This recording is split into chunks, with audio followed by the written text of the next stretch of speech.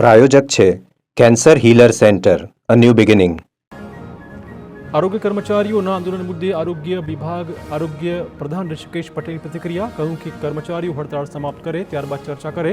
લોકોના આરોગ્ય સાથે ચેડા સરકાર ચલાવી નહીં લે. 2022 પછી અનેક મુદ્દાનો ઉકેલ આવ્યાનું જણાવી તમામ કર્મચારીઓને હડતાળ સમાપ્ત કરવાની વિનંતી કરી હતી. આયુષ્યમાન કાર્ડ કઢાવવામાં તકલીફ મુદ્દે આરોગ્ય પ્રધાન ઋષિકેશ પટેલની પ્રતિક્રિયા આપી.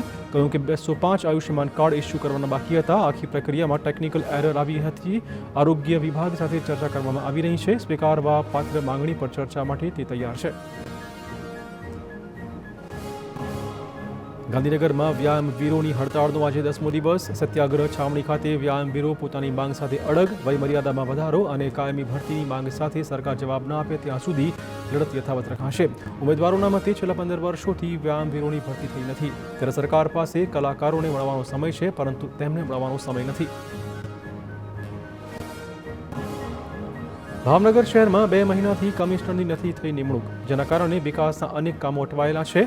3 ફેબ્રુઆરીના રોજ રેગ્યુલર કમિશનરની બદલી કરાતા કલેક્ટરને વધારાનો ચાર્જ સોંપી દેવાયો હતો. હાલ રજા પર ગયેલા કલેક્ટર 31 માર્ચે નિવૃત્ત થવાના હોવાથી અનેક નિર્ણયોનું ભાવિ અંધકારમાં છે. નવા કમિશનરની નિમણૂક ન થવા વિશે વિપક્ષે પણ સવાલ પૂછ્યા હતા.